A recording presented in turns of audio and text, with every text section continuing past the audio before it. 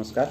इस वीडियो में मैं आपको बताऊंगा कि किसी भी तथ्य और घटना का क्या कारण होता है कि वो ताउम्र याद रह जाती है। जब हम बूढ़े हो जाते हैं तब भी हमारी मेमोरी में, परमानेंट मेमोरी में वो बातें रह जाती हैं। तो ये राजस्थान पत्रिका है मेरे सामने। इसमें एक आर्टिकल है, उसका उदाहरण देकर के मैं आपको बताऊंगा कि चीज़ों को कैसे याद की जाए। तो वो बताने से पहले मैं आपको कुछ बातें बताऊंगा कि जब आप पढ़ो ना, उस समय इस तरीके से पढ़ो कि मन में कोई संकल्प विकल्प नहीं हो, बाहर से कोई किसी तरीके की आवाज़ें नहीं आए, बिल्कुल शांत माहौल के अंदर जो पढ़ रहे हो, बंद कमरे के अंदर आपकी पढ़ाई होनी चाहिए। पहली शर्त ये है। दूसरी, जो पढ़ रहे हो ना, उसको पूरा पढ़ा, फिर उसका एनालिसिस करो कि मैंने जो पढ़ा उसमें कौन से पॉइंट है जो कोर पॉइंट है। दूसरा ये हो जाएगा। तीसरा, उसके साथ में पढ़ने के बाद में आप उसकी आलोचनात्मक दृष्टि से व्याख्या करो। जैसे मैंने पढ़ा, मान लो कि चारवाक दर्शन पढ़ा, तो चारवाक दर्शन कहता है खाओ पियो मौज करो, भौतिकवादी दर्शन है, ईश्वर को नहीं मानता, आत्मा को नहीं मानता। तो इसको सोचो कि चारवाक ने ये बातें कही, और साथ में ये भी सोचो कि और कौन कौन है जो इससे संबंधित ये बातें कहता है। तो या तो बाद में किसी मित्र से इस टॉपिक पे डिस्कस करो, मैं आगे भी इस टॉपिक पे चर्चा करूंगा। तो फिर कहने का मतलब हो गया कि उस टॉपिक पे आप एनालिसिस करो। और सबसे बड़ी जो बात है कि आप जो पढ़ रहे हो, दूसरों की मदद करना सीखो। कहा गया कि सरस्वती के भंडार की बड़ी अपूर्व बात, जो खर्चे त्यों बड़े बिन खर्चे घट जात। तो दोस्तों, जो पशु है ना, उनका पाचन तंत्र बहुत अच्छा होता है। क्यों अच्छा होता है? कि वो जुगाली कर देते हैं। तो जुगाली करने से उनकी कोई एसिडिटी की प्रॉब्लम नहीं होती। एसिडिटी की प्रॉब्लम हम इंसानों को होती है, क्योंकि हम चीज़ों को अंदर ही अंदर रखते हैं, बताते नहीं हैं। तो सरस्वती का भंडार है। चीज़ें जितनी आप लोगों की हेल्प करोगे उतनी ज़्यादा याद रहेगी और बेहतर तरीके से आपको याद रहेगी। और सबसे अंतिम और महत्वपूर्ण बात कि जो आपने बात पढ़ी है उसके आप नोट्स बना लो। अब नोट्स बनाओगे कैसे, मैं एक उदाहरण लेकर के आपको बताता हूँ आपको। और ये एक केस स्टडी भी है, आपको देखना। जब ये वीडियो खत्म होगा तो आपको सारी की सारी बातें याद हो जाएगी। तो देखो, ये जो वीडियो है ये है कि कर्म कौशल से ही निकलेगा समाधान, परवीन चंद्र जी छाबड़ा ने लिखा है।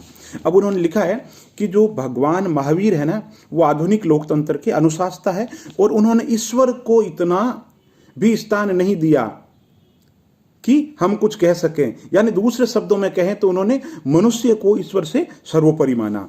दूसरे पॉइंट पे वो कहते हैं कि आज जो सांसों पे संकट है, कोरोना का जो संकट है, हम खुद जिम्मेदार हैं उसके लिए। हमारी खुद की जो गलतियां हैं, तो हमें करना क्या पड़ेगा? समाधान भी हमें खुद ही निकालना पड़ेगा। क्या करना पड़ेगा? कर्म जो है वो हमें कुशलता के साथ में, हमें जो कर्म है वो करना पड़ेगा, और कर्म कौशल से ये संकट है उसको खत्म करना पड़ेगा।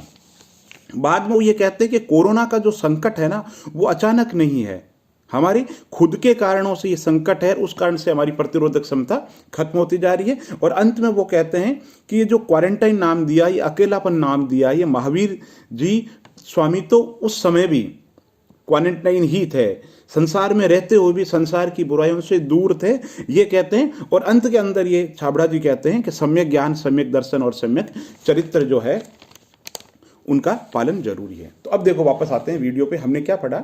हमने सबसे पहले तो ये पॉइंट पढ़ा, पॉइंट वाइज आप देखो, और उसकी वापस जुगाली भी कर दो। हाथ में अखबार नहीं है और अब मैं बोल रहा हूं। देखो, हमने सबसे पहले तो इसमें क्या पढ़ा कि जो महावीर जी है वो लोकतंत्र के अनुशासता है, और वो ईश्वर की बजाय मनुष्य जो है उसको बहुत ज्यादा सर्वोपरि स्थान देते हैं। यानी कि वो ईश्वर का जनतंत्रीकरण कर देते हैं, मनुष्य को इतना ज्यादा वेटेज देते हैं। दूसरा पॉइंट ये हो गया। तीसरे पॉइंट के अंदर आप कहो कि कोरोना का जो आज संकट है, कोरोना का जो संकट है उसके लिए मनुष्य स्वयं जिम्मेदार है। अब मनुष्य जब स्वयं जिम्मेदार है तो समाधान भी वो खुद निकालेगा। तो वो कहते हैं कि जो कर्मों की कुशलता के साथ में ये जो संकट है, इस संकट को खत्म करना पड़ेगा। बाद में उन्होंने कहा कि भगवान महावीर ने जो क्वारंटाइन शब्द दिया है, क्वारंटाइन शब्द दिया है ना, तो भगवान महावीर का दिया हुआ है। फिर अंत में वो कहते हैं कि सम्यक ज्ञान, सम्यक दर्शन और सम्यक चरित्र बहुत ही जरूरी है। तो ये 6 पॉइंट पढ़े आपने। देखो, उसमें क्या कहते हैं कि लोकतंत्र की बात करते हैं, फिर जनतंत्रीकरण की बात करते हैं, कोरोना संकट की बात करते हैं, फिर वो क्वारंटाइन की बात करते हैं, और कर्मों की कुशलता से समाधान की बात करते हैं, और अंत में वो कहते हैं कि भाई जो समस्या है, सम्यक ज्ञान, सम्यक दर्शन और सम्यक चरित्र, इसका समाधान है।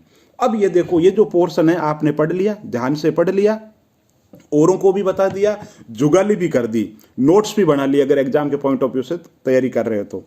ठीक है, अब क्या होगा, परमानेंट मेमोरी के अंदर जब आप 80 साल के भी हो जाओगे, आपको नींद से उठाकर भी पूछेंगे कि प्रवीण चंद्र छाबड़ा ने क्या आर्टिकल लिखा, तो आपको याद रहेगा।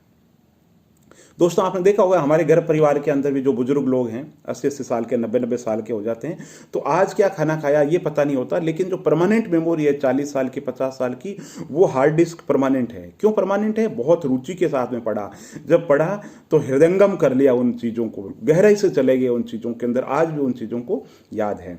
भारतीय प्रशासनिक सेवा के रिटायर्ड बहुत से अधिकारी होते हैं, ब्यूरोक्रेट्स जो है, या जो रिटायर्ड सरकारी कर्मचारी है, उनको 40-40 साल, 50-50 साल किस्से पुराने ऐसे याद है जैसे कि यूं लग रहा है आज ही आंखों के सामने वो घटना घट रही है।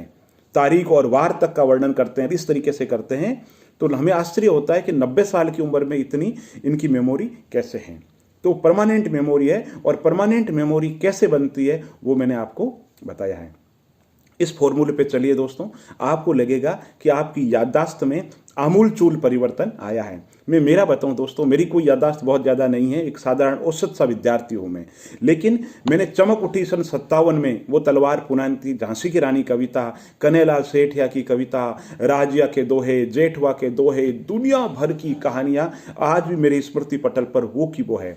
और अब जो पढ़ता हूं ना, वो उतना याद नहीं रहता। क्यों? क्योंकि अब रुचि नहीं रही चीज़ों के अंदर, गवर्नमेंट जॉब में आ गया हूं, तो अब जो लक्ष्य है ना, चीज़ें कौन सी याद रहती है? मानव स्वभाव की फितरत ऐसी है दोस्तों, वो चीज़ें याद रहती है जिनमें उनका स्वार्थ नजर आता है।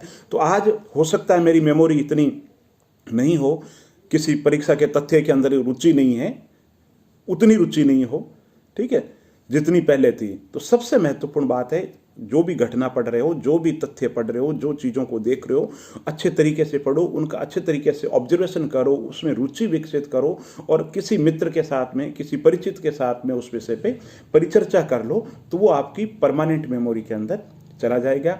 और दोस्तों, मेरे इस वीडियो से आपको कोई लाभ हुआ है, आप अभ्यास करके देखिए, और आपको लगे कि इससे फ़ायदा हो रहा है, कुछ ड्रामेटिक चेंज हो रहा है, तो मुझे ज़रूर बताएं। और आप मुझे बताइए किस वीडियो पर, किस टॉपिक पर आप कुछ सुनना चाहते हैं। मैं मेरे विवेक से, जहाँ तक मैं जानता हूँ, आपको कुछ समाधान देने की कोशिश करूँगा। पुनश्च निवेदन कि वीडियो को लाइक कीजिए, सब्सक्राइब कीजिए, शेयर कीजिए। बहुत बहुत आभार दोस्तों।